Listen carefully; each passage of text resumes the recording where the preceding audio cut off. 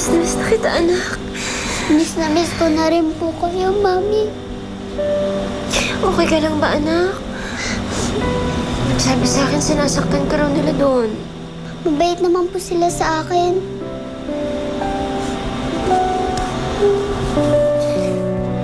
Bakit po, Mami? Wala, anak.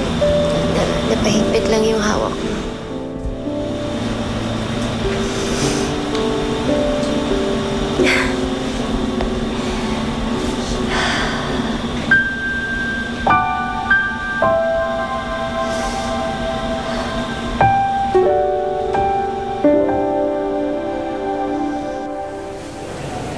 Nasaan na yung dalaw ko? Yan o.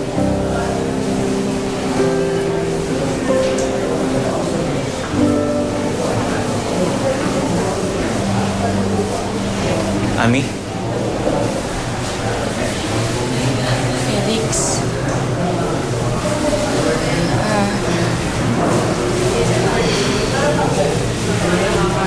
Hindi ko alam kung paano ako magsisimulang humingi ng tawad sa inyo ni Melissa. Lalo na sa'yo. Laki ng kasalanan ko sa'yo eh. Sinira ko yung pagsasama niyo ng kaibigan ko. Kung di ko lang sana inalam yung totoo.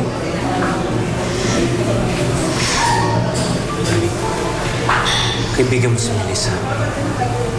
Ginawa mo lang kung ano sa tingin mo dapat para sa kanya. Iba ang tama sa kung anong dapat. Ibinunyag ko na nga yung sikreto mo sa kanya, hindi pa ako natuwa.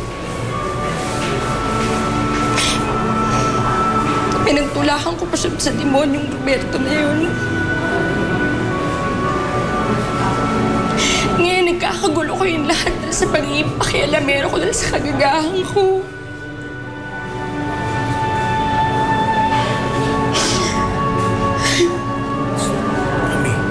Ami, tama na. Sorry, Felix.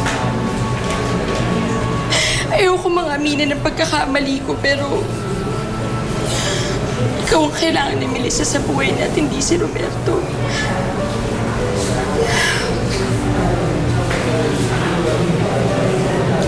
Ami, gusto kong malaman mo kahit kailan di ko tatalikuran si Melissa. Kaya panatag mo yung loob mo. Babawiin ko si Melissa at si Eva.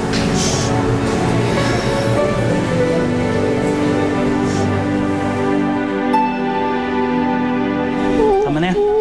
Tama na yan. Tama na yan. Roberto!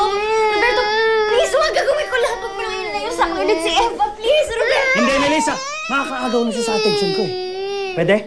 Halika na. Halika na. Ako ang asawa mo! Gusto mo ba ng anak? E di gawa tayo na sa atin. Pero hindi yung anak ninyo ni Felix. Halika na. Halika na! Halika na! Halika na.